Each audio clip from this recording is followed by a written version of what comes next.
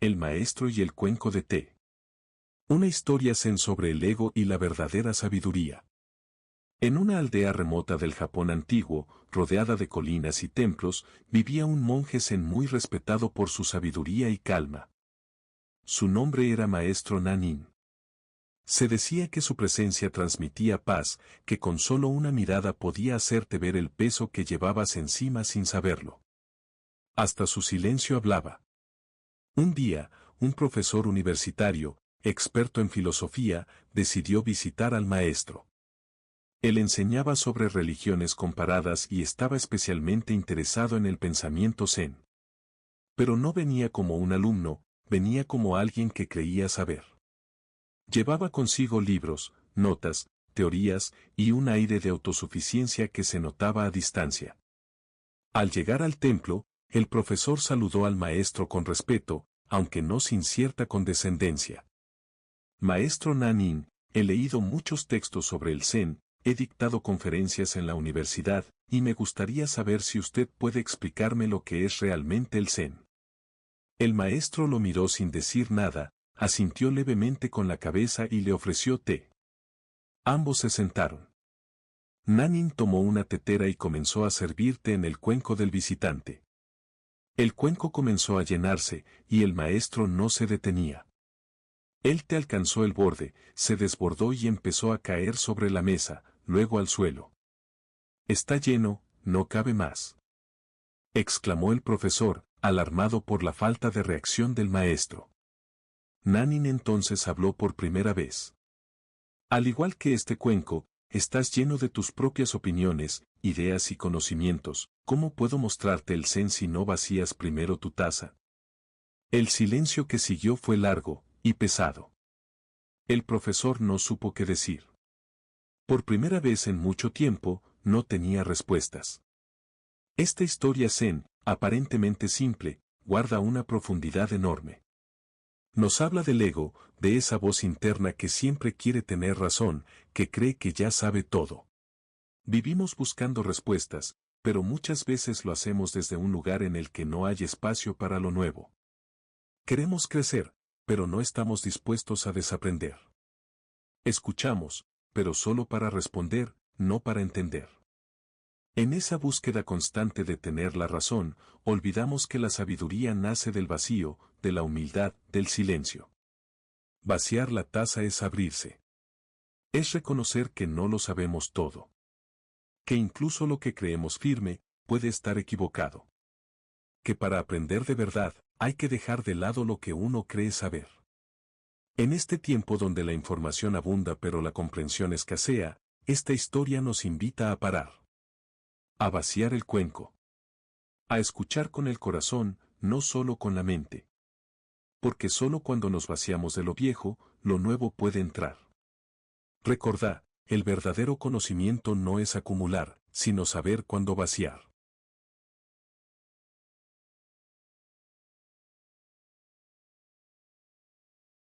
El gran silencio de Hui Neng. Una historia sobre el despertar sin palabras. Hace más de 1000 años, en la antigua China, vivía un joven analfabeto que trabajaba moliendo arroz para sostener a su madre viuda.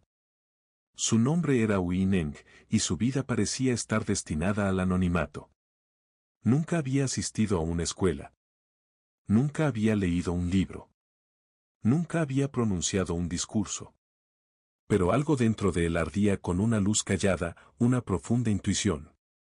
No tenía conocimiento formal, pero poseía una sensibilidad tan aguda que bastaba con mirar un árbol para comprender el tiempo. Sentía que la verdad no estaba en los libros, sino en el silencio entre las palabras. Un día, mientras trabajaba, escuchó a un hombre recitando el Sutra del Diamante. Solo unas pocas frases bastaron para que su corazón se agitara. Sintió que algo dentro de él despertaba. Renunció a todo y partió hacia el monasterio del maestro Honren, el quinto patriarca del budismo Chan. En el monasterio, Hui Neng pidió ser aceptado como monje. Pero al verlo tan pobre, tan simple y además sin educación, lo relegaron a los trabajos más humildes. Durante meses, barría, cargaba leña, molía arroz. nadie lo consideraba digno de grandes enseñanzas. Un día, el maestro Honren anunció que pronto nombraría a su sucesor espiritual. Pidió a todos los monjes que escribieran un poema que demostrará su comprensión del camino Zen. El discípulo más respetado, el erudito Zen Xiu, escribió en la pared del templo: el cuerpo es el árbol de la sabiduría. La mente es como un espejo brillante. Límpiela cuidadosamente en todo momento. No dejes que el polvo se posea sobre ella. Todos lo elogiaron. El maestro lo leyó en silencio, sin comentar. Esa noche, Hui Neng, aún sin saber leer, le pidió a un compañero que le leyera el poema. Luego, le pidió que escribiera uno suyo junto al anterior. Su poema decía: la sabiduría no tiene árbol. El espejo no tiene base. ¿De dónde puede venir el polvo? Si nada hay desde el principio. El maestro lo leyó en secreto. Esa misma noche, llamó a Hui Neng a su habitación. En la penumbra, le transmitió silenciosamente la enseñanza más profunda del Chan, y lo nombró su verdadero sucesor. Hui Neng no tenía letras, pero tenía despertar. Esta historia nos sacude. Nos muestra que el verdadero entendimiento no siempre necesita palabras. Que la sabiduría no depende del conocimiento acumulado, sino de una mirada limpia, una mente vacía y un corazón abierto. Vivimos atrapados en la idea de que el valor de una persona está en su currículum, en sus diplomas, en su capacidad de argumentar. Pero hay una sabiduría más sutil, más profunda. Una que no grita. Una que no se muestra en redes sociales. Una que solo florece en el silencio. Hui Neng nos recuerda que el despertar no requiere saber leer. Solo requiere ver. Ver sin filtros. Estar presente. Dejar caer las ideas, los juicios, los esfuerzos por parecer. Porque cuando dejamos de buscar, encontramos. Su enseñanza más grande no fue una frase, fue un gesto, una presencia que no necesitaba explicación. Porque a veces, el mayor maestro no es el que más habla, sino el que más profundamente calla. El bambú que se doblaba con el viento. Una historia sobre la resiliencia y la flexibilidad del espíritu. En lo profundo de las montañas del sur de China, había un pequeño templo rodeado de un bosque de bambú. Los monjes que vivían allí llevaban una vida sencilla, meditaban, cuidaban el jardín, cocinaban con arroz y té.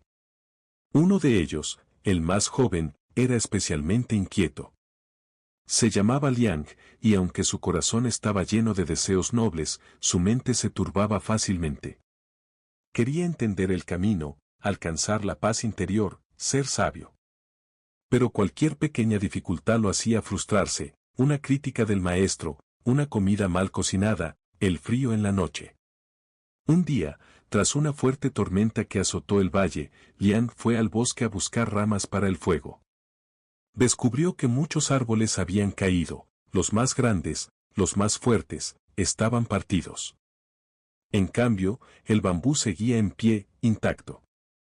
Ese fue el principio de una enseñanza que transformaría su vida. Cuando volvió al templo, aún confundido por lo que había visto, se acercó al maestro y le preguntó: Maestro, ¿por qué el bambú ha sobrevivido a la tormenta y los grandes árboles no? El maestro, con una leve sonrisa, lo llevó de nuevo al bosque. Allí, señaló un tallo de bambú que se balanceaba suavemente con la brisa. Mira con atención, dijo. El bambú no se resiste al viento. Se dobla. No compite. No lucha. Solo se adapta, y sobrevive. Liang lo miró en silencio. ¿Y eso qué tiene que ver conmigo?, preguntó. Todo, respondió el maestro. Tu espíritu es como esos árboles rígidos. Querés ser fuerte, tener razón, mantener el control. Pero esa rigidez es lo que te quiebra cuando llegan las tormentas de la vida. Durante días, Liang meditó esa enseñanza. Observaba el bambú todos los días. Empezó a notar que no solo era flexible, también era hueco por dentro. Y entendió algo más profundo: el bambú no solo se dobla, también se vacía. Entendió que parte de su sufrimiento venía de estar lleno, de expectativas, de ideas fijas, de orgullo. Empezó a practicar el arte de doblarse sin quebrarse. Cuando alguien lo criticaba, respiraba. Cuando sentía frustración, la observaba sin reaccionar. Cuando perdía algo, aceptaba. No como resignación, sino como sabiduría. La verdadera fortaleza, le dijo un día el maestro, no está en endurecerse, sino en saber ceder. El agua fluye porque no tiene forma. El bambú resiste porque no se enfrenta al viento. Esta historia es una invitación.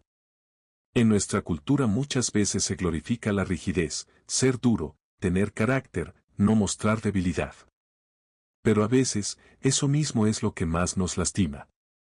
Las personas más sabias que vas a conocer en tu vida no son las que siempre tienen razón, sino las que saben escuchar, adaptarse y dejar ir.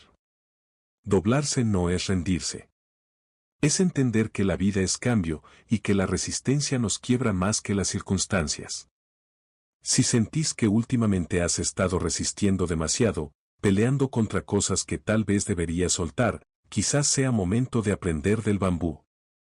Porque en un mundo que empuja a ser fuerte, quizás el verdadero camino sea aprender a ser flexible. El general sin espada. Una historia sobre el poder que no necesita imponerse.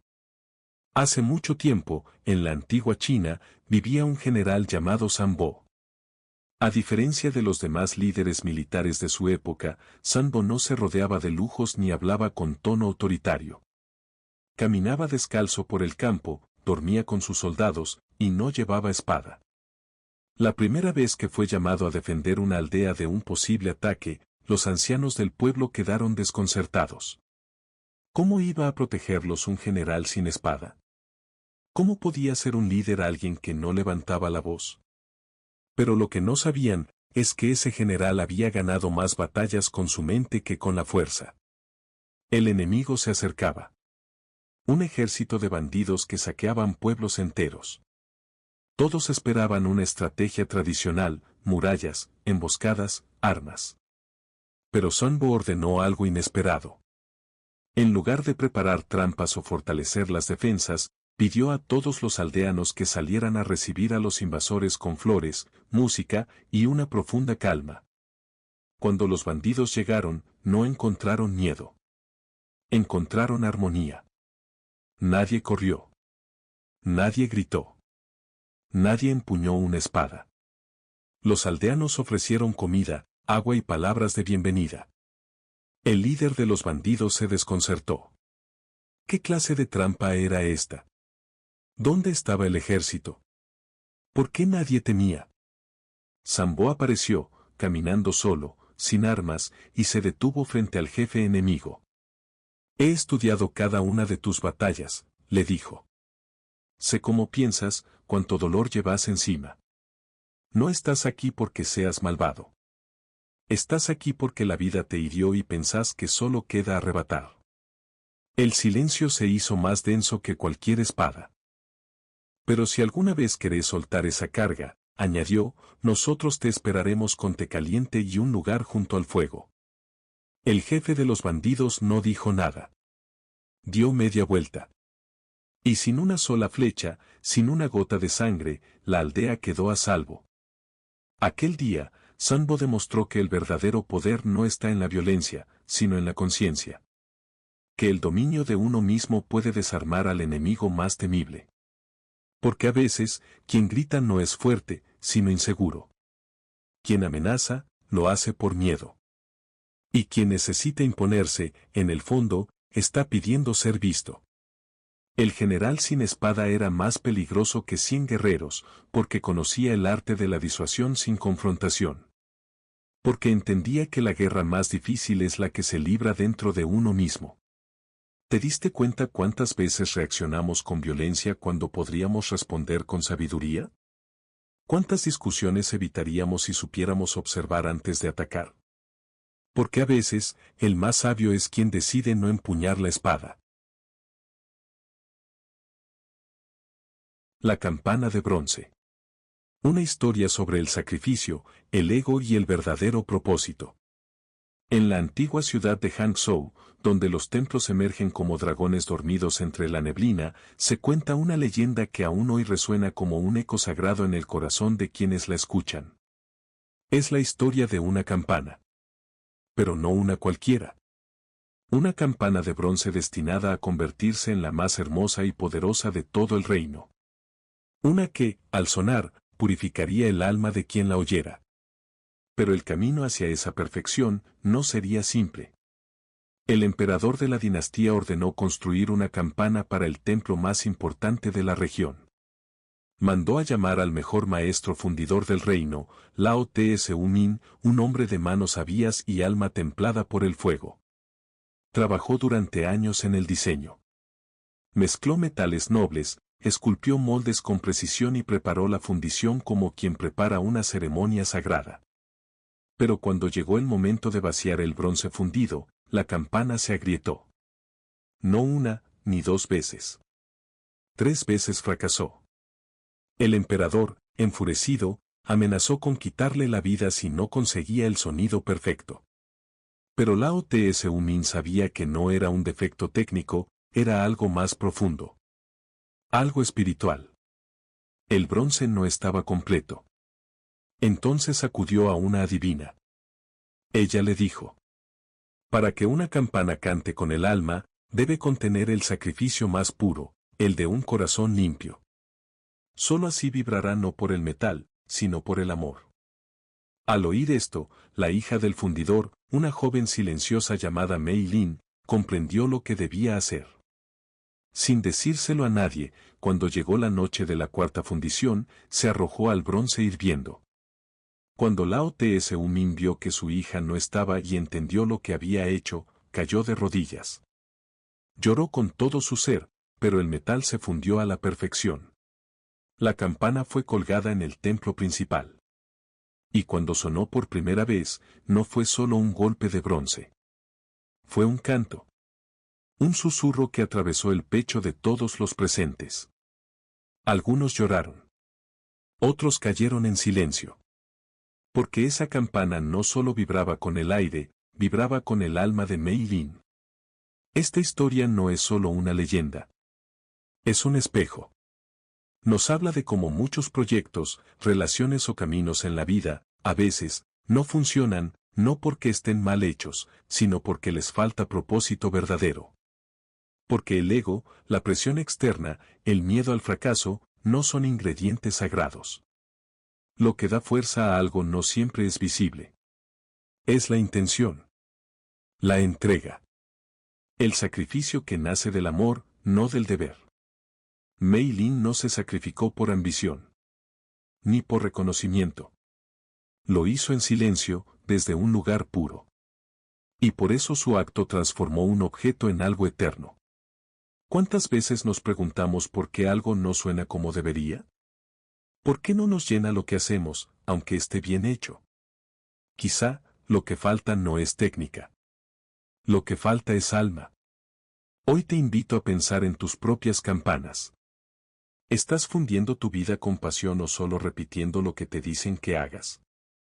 ¿Hay amor en lo que haces, o solo presión?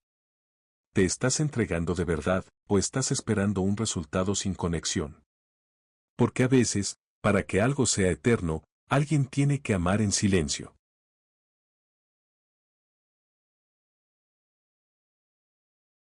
El pescador y el emperador.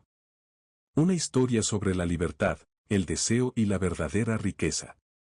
En un lejano rincón de la antigua China, donde los ríos corren como venas de jade entre los campos, vivía un pescador. No era famoso. No era rico. Pero cada mañana, al salir el sol, bajaba a la orilla del río con su caña de bambú, su sombrero de paja y una sonrisa tranquila en los labios. Este pescador, sin saberlo, estaba a punto de cambiar el corazón del hombre más poderoso del reino, el emperador. Un día, el emperador salió del palacio disfrazado, buscando comprender por qué el pueblo no parecía tan feliz como él deseaba. Caminó entre los mercados, los arrozales, las aldeas, hasta que llegó al río. Allí vio al pescador, sentado bajo la sombra de un árbol, tarareando una canción mientras sacaba un pez del agua. «Buenos días, anciano», dijo el emperador con curiosidad. «¿Cuántos peces pescas al día?» «Solo los que necesito para comer», respondió el hombre sin mirarlo. «¿Y si pescas más? Podrías venderlos, hacer dinero, comprar una barca más grande, contratar gente, abrir un mercado». «¿Y para qué haría eso?», preguntó el pescador, sin perder la calma. «Para tener éxito», exclamó el emperador, ya entusiasmado. «Podrías vivir en una casa grande, con sirvientes, dormir hasta tarde, descansar, pescar cuando quieras». El pescador se giró, lo miró a los ojos y sonrió. «Pero eso ya lo hago. Duermo tranquilo, pesco cuando quiero, y descanso cuando tengo ganas. ¿Para qué haría todo eso, si ya estoy donde me querés llevar?». El emperador se quedó en silencio. Por un instante, el viento del río sopló como si el mundo hubiese comprendido algo esencial. Esta historia, sencilla pero poderosa, nos golpea como una ola suave al alma. ¿Cuántas veces corremos hacia un ideal sin preguntarnos si ya tenemos lo que buscamos? Nos venden la idea de que necesitamos más éxito, más dinero, más reconocimiento, para al final poder descansar. Pero si el descanso, la paz y la conexión con lo simple ya están disponibles ahora, ¿por qué postergarlos? El pescador no era pobre. Era libre. Y el emperador, con todo su poder, era prisionero de sus deseos. No se trata de renunciar a los sueños. Se trata de entender desde dónde los estamos soñando. ¿Querés ser libre, o solo parecerlo? ¿Querés una vida más grande, o más verdadera? A veces, el problema no es lo que nos falta, sino que no sabemos ver lo que ya está. Porque a veces, el sabio no es el que conquista el mundo, sino el que ya se siente completo sin hacerlo. El puente del mono. Una historia sobre el miedo, el ego y el verdadero salto. En lo alto de las montañas de Sichuan, donde las nubes se enredan entre los picos como sedas antiguas, existe una leyenda. Habla de un puente muy angosto, casi invisible desde lejos, que une dos riscos separados por un abismo insondable. Nadie sabe quién lo construyó. Algunos dicen que los monjes. Otros, que fue la naturaleza misma. Pero lo llaman el puente del mono, porque cruzarlo requiere algo más que equilibrio. Requiere confianza. Y entrega. Hace siglos, un joven discípulo de un monasterio cercano pidió a su maestro que le permitiera bajar al mundo, para poner en práctica su sabiduría. El maestro aceptó, pero antes le puso una condición. Debes cruzar el puente del mono. Solo así sabrás si estás listo. El joven, con entusiasmo, partió al día siguiente. Pero al llegar al abismo, el entusiasmo se volvió duda. Frente a él, colgaba el famoso puente, dos sogas de liana y unas pocas tablas irregulares, algunas flojas, otras rotas. El viento silbaba entre los huecos, y abajo, el vacío. Miró hacia atrás. El maestro lo observaba a lo lejos, en silencio. Dio un paso. Luego otro. Las sogas crujieron. De pronto, el miedo lo paralizó. Pensó, ¿y si caigo, y si no soy capaz, y si todo esto es una prueba cruel? Intentó volver, pero el puente ya temblaba demasiado. Entonces, recordó las palabras del maestro. El ego duda. El corazón salta. El joven respiró profundo. Cerró los ojos. Y dejó de pensar. Sus pies se movieron solos. Su cuerpo danzó con el puente, como si siempre hubiese sabido cruzarlo. Cuando llegó al otro lado, no era el mismo. No porque cruzó, sino porque dejó atrás algo que lo sostenía, y no lo dejaba avanzar. El puente del mono es un símbolo. No es solo un pasaje entre dos lugares. Es la línea invisible entre lo conocido y lo nuevo. Entre lo cómodo y lo que te transforma. Muchas veces en la vida, nos encontramos frente a un abismo. Cambiar de trabajo. Cerrar una relación. Decidir quién somos, más allá de lo que esperan de nosotros. Y el ego, esa voz que teme, siempre aparece. ¿Y si te equivocas? ¿Y si no podés? ¿Y si te caes? Pero el corazón sabe. Sabe cuando es momento de saltar, incluso con miedo. Sabe que crecer no es caminar recto, sino cruzar tambaleando lo que nadie puede cruzar por vos. El joven no venció el miedo. Lo escuchó, lo respiró, y cruzó con él al lado. Quizá esa sea la valentía más profunda. No eliminar la duda, sino seguir caminando, aunque tiemble todo bajo tus pies. Porque en el fondo, no se trata de llegar. Se trata de atreverse a dar el paso que lo cambia todo. La grulla agradecida. Una historia sobre el dar desinteresado y los hilos invisibles del destino. En las lejanas tierras del Japón antiguo, donde los inviernos cubrían los arrozales con mantas de nieve blanca, vivía un humilde tejedor llamado Takashi. Era un hombre solitario, pero noble de corazón. Tenía poco, pero siempre estaba dispuesto a compartir lo que tenía. Una noche, mientras caminaba de regreso a su pequeña cabaña, Takashi escuchó un sonido agudo entre los árboles. Siguió el quejido y encontró una grulla atrapada entre las ramas de un arbusto espinoso, sus alas blancas manchadas de sangre. Sin pensarlo, la liberó con cuidado, vendó sus heridas y la dejó volar libre bajo la luna. Luego, regresó a su hogar, sin imaginar que ese gesto cambiaría su destino para siempre. Pasaron los días.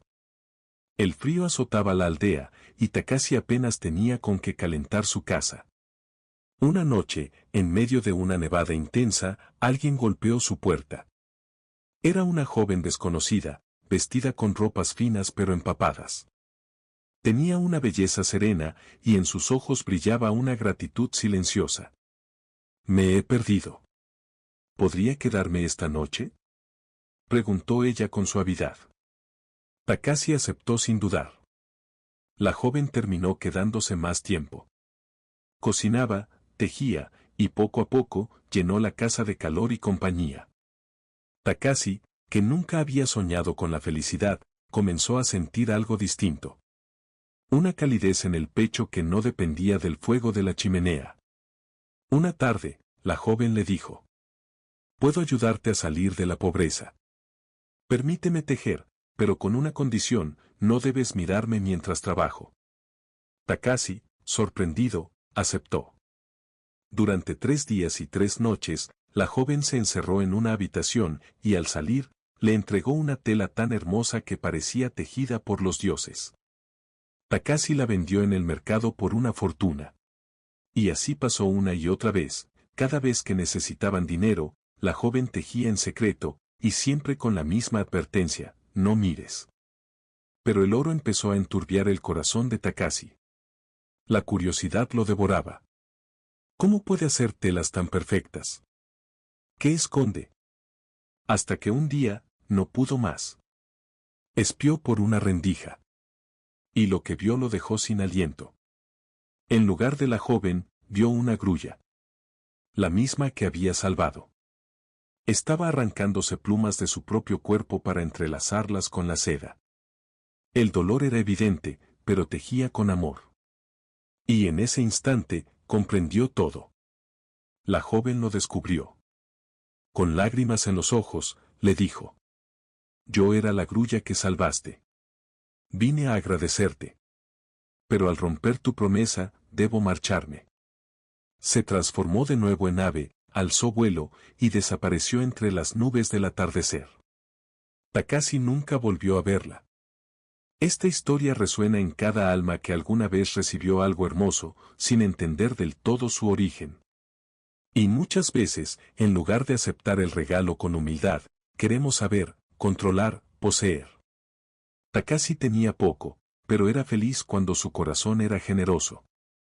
Fue el deseo de saber, de tener más, lo que lo llevó a perder lo más precioso, el amor verdadero, nacido de un acto desinteresado. La grulla representa a quienes dan sin esperar nada. A quienes se sacrifican por amor, por gratitud, por bondad. Y también representa aquello que no se puede forzar. La magia, la belleza, la espiritualidad. Todo eso florece solo en el terreno de la confianza. A veces en la vida recibimos regalos que no comprendemos. Una oportunidad inesperada. Una persona que aparece justo cuando la necesitamos. Un gesto que nos salva del frío interno. Pero si dejamos que la duda, el ego o la ambición nos guíen, podemos arruinar la belleza de lo que era puro. Porque a veces, una historia es el vuelo suave de una grulla que vuelve a visitarte. Solo hay que aprender a verla. Los 3 filtros de Confucio. Una lección sobre la verdad, la bondad y la necesidad. En la antigua China, en un tiempo donde la sabiduría se transmitía no en libros, sino en la vida diaria, existió un hombre cuya serenidad y claridad iluminaban a generaciones, Confucio. Se decía que su sola presencia calmaba discusiones, que sus palabras, pocas pero precisas, podían cambiar el rumbo de una comunidad entera. Un día, uno de sus discípulos se le acercó con prisa en el andar y fuego en los ojos. Maestro, tengo que contarte algo importante sobre uno de tus estudiantes. Dijo, agitado. Pero antes de permitirle continuar, Confucio levantó la mano y con voz tranquila, preguntó. ¿Ya pasaste eso que me vas a decir por los 3 filtros? El discípulo, confundido, se detuvo. ¿3 filtros? Confucio asintió suavemente. Sí. Antes de hablar, es bueno filtrar lo que vamos a decir. El primer filtro es la verdad. ¿Estás absolutamente seguro de que lo que vas a decir es cierto? Preguntó Confucio, mirándolo directo a los ojos. El discípulo dudó. Bueno, no estoy completamente seguro. Lo escuché de alguien más. Confucio continuó, sin juicio en su voz. Entonces no sabes si es cierto. Bien, pasemos al segundo filtro, la bondad. ¿Lo que vas a decir sobre mi estudiante es algo bueno? El discípulo negó con la cabeza. No, en realidad, es todo lo contrario. Entonces, dijo el maestro, con una leve sonrisa, lo que quieres decir no es ni cierto ni bueno. Pero aún queda el tercer filtro, ¿es necesario decirlo? El discípulo bajó la mirada, avergonzado. No, no es necesario. Confucio asintió una vez más, y con voz cálida concluyó. Si lo que quieres decir no es cierto, ni bueno, ni necesario, ¿por qué decirlo? Esa enseñanza, tan simple en palabras, es una de las más difíciles de aplicar en la vida diaria. Hoy vivimos rodeados de información, chismes, opiniones lanzadas como piedras en redes sociales, mensajes en voz baja que dañan más que 1000 gritos. Hablar parece un acto trivial. Pero lo que decimos puede construir o destruir. Confucio no prohibía hablar. Solo enseñaba a hablar con conciencia. Los 3 filtros son como puertas. ¿Es verdad? Porque una mentira puede herir más que una espada. ¿Es bueno? Porque incluso una verdad dicha con malicia puede envenenar el alma. ¿Es necesario? Porque a veces, el silencio es más sabio que 1000 palabras vacías. En cada conversación, en cada mensaje, en cada crítica. Podemos elegir pasar por estos filtros. Y cuando lo hacemos, nuestras palabras dejan de ser ruido. Se convierten en puentes. La verdad limpia. La bondad conecta. La necesidad enfoca. Imagínate un mundo donde todos hablaran solo después de pasar por estos 3 filtros. ¿Cuántos conflictos evitaríamos? ¿Cuántos corazones cuidaríamos? Pero sobre todo, ¿cómo cambiaría tu vida si aplicaras estos filtros a lo que decís y también a lo que escuchás? Porque una palabra dicha a tiempo puede cambiar una vida. Y todo empieza por aprender a hablar menos y decir más. El templo de los 1000 espejos. Una historia sobre cómo el mundo refleja lo que llevamos dentro. En una aldea lejana, entre montañas silenciosas y caminos que se perdían entre la niebla, existía un templo antiguo. No era un templo cualquiera. Su fama se debía a un misterio que había pasado de generación en generación. El templo de los 1000 espejos. Se decía que quien entraba allí no salía igual. Algunos regresaban con lágrimas. Otros con sonrisas.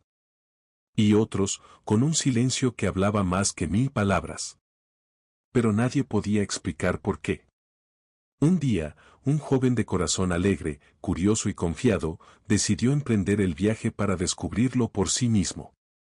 Caminó durante días entre valles, cruzó ríos, y subió colinas hasta que llegó ante el templo. Era una estructura imponente, hecha de madera oscura y techos curvos, donde el viento parecía contar secretos. El joven empujó las puertas lentamente. Y allí lo vio. Una sala inmensa, rodeada por todos lados de espejos. Miles. Cada pared, cada rincón, reflejaba su imagen una y otra vez. Al entrar, no pudo evitar sonreír. Estaba maravillado. Y entonces, ocurrió algo mágico. Los 1000 espejos le devolvieron una sonrisa perfecta. Su risa se multiplicó por 1000. Su alegría se expandió como una ola imparable. Se sintió envuelto por una energía luminosa, como si el universo le devolviera cada parte buena de sí mismo. Pasó un rato allí, danzando, riendo, y luego, con gratitud, emprendió el regreso. Al llegar al pueblo, relató su experiencia con emoción. Es un templo mágico. Todo lo que das, te lo devuelve multiplicado. Pero no todos tenían el mismo corazón. Un tiempo después, otro joven del pueblo, envidioso, siempre molesto con el mundo, decidió comprobar si todo eso era cierto. Él también hizo el camino. Subió por los mismos senderos, cruzó los mismos ríos. Y al llegar al templo, lo recibió el mismo silencio. Abrió las puertas con recelo y entró. Pero esta vez, el efecto fue distinto. El joven, acostumbrado a desconfiar, entró con el ceño fruncido. Miró con ojos de juicio. Frunció los labios. Su rostro mostraba enojo, desdén, amargura. Y los 1000 espejos, le devolvieron exactamente lo mismo. 1000 rostros enfadados, 1000 miradas de rechazo, 1000 gestos que le devolvían su propio veneno. Asustado, sintió que el templo lo atacaba. Gritó, y los 1000 ecos lo gritaron de vuelta. Salió corriendo, furioso. Ese templo es maldito. Me devolvió odio, desprecio, rabia. Pero el templo no era bueno ni malo. El templo era un espejo. Y esta historia, aunque antigua, sigue vigente hoy más que nunca. Vivimos en un mundo lleno de espejos invisibles. Cada conversación, cada gesto, cada mirada, refleja lo que llevamos dentro. Cuando alguien te trata con ternura, ¿no te volvés más amable? Cuando alguien te grita, ¿no sentís el impulso de levantar la voz también? Somos espejos. Y también templos. Porque lo que damos, vuelve. Y lo que cargamos, se proyecta. El primer joven encontró belleza, porque eso era lo que traía consigo. El segundo, solo recibió el eco de su propio rencor. El mundo no te debe sonrisas. Ni respeto. Ni comprensión. Pero si ofreces eso, es mucho más probable que lo encuentres. El templo de los 1000 espejos no está en un rincón olvidado de Asia. Está en tu hogar. En tu barrio. En tu red social. En cada interacción humana. Porque a veces, una historia, es el espejo que necesitábamos para mirarnos de verdad. A veces, las respuestas que buscamos no llegan envueltas en palabras ruidosas, sino en silencios que resuenan. A veces, un cuenco que se desborda o una brisa que mece al bambú pueden enseñarnos más que 1000 discursos. Estas historias no fueron escritas para entretener. Fueron vividas, transmitidas, meditadas. No para ser comprendidas de inmediato, sino para quedarse en vos como semillas. Esperando el momento en que tu alma esté lista para hacerlas florecer. Si alguna de estas historias despertó algo en vos, aunque no sepas aún qué, guárdala.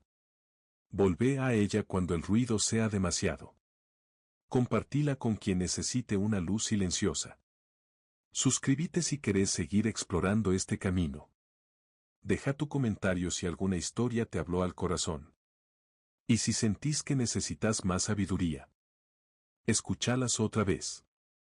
Porque cada vez que las escuches, no serán las historias las que cambien. Serás tú.